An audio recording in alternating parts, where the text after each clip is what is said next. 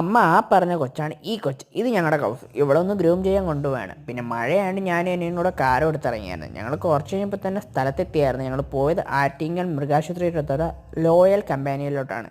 ഞങ്ങൾ ചെന്നപാടെ അവിടെയുള്ള ചേട്ടനടുത്ത് പറഞ്ഞു അവളുടെ ബോഡി ഫുള്ള് ജട പിടിച്ചിരിക്കുവാണ്. മഴയത്തൊക്കെ ഞങ്ങൾ കുറച്ച് കയറിയായിരുന്നതിൻ്റെ ആണെന്ന് തോന്നി ഈ പ്രശ്നങ്ങളൊക്കെ. അപ്പോൾ പുള്ളി പറഞ്ഞു നിങ്ങൾ പുറത്തിരിക്കും, ഞാൻ നോക്കിക്കോളാം എന്ന് പറഞ്ഞു. പിന്നെ ഞങ്ങളവിടെ പുറത്തിറങ്ങിയിട്ട് കടയുടെ അകം മൊത്തമൊക്കെ നോക്കിയിട്ട് ക്യാറ്റ്സിനും ഡോഗ്സിനും ആവശ്യമായിട്ടുള്ള ഒരുവിധപ്പെട്ട എല്ലാ സാധനങ്ങളും ഉണ്ട്. ഫുഡ് ആയിക്കോട്ടെ, ആക്സസറീസ് ആയിക്കോട്ടെ, കളിപ്പാട്ടങ്ങളായിക്കോട്ടെ, ഒരുവിധപ്പെട്ട എല്ലാ സാധനങ്ങളും ഉണ്ട്.